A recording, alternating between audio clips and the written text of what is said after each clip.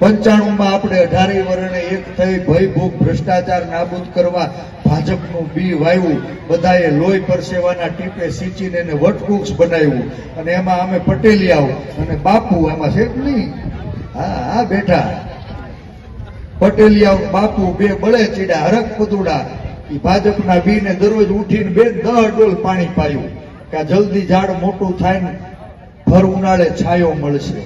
15 માં અમારે અખતરો કરવાનો થયો ને ત્યારે ખબર પડી કે વાહા ફાટી ગયા. આજ ભાજપના નેતાઓ, એની સરકાર, એની સૂચનાથી એની પોલીસે અમારી મા બેન દીકરીઓને મારીને લોટ બાંધી દીધો. હે એના શિયળની લાજ બચાવવા માટે બોર જેવડા આહું પડે દડ એના આહુડાયાના અહંકારને ઉગાડી ન આવ્યા. હું તેથી કહેતો તો વારા ફરતી વારો ને મેં પછી ગારો. કોઈ બાકી રૂસ ખરા? બધા જ સમાજનો એક પછી એક વારો આવી ગયો.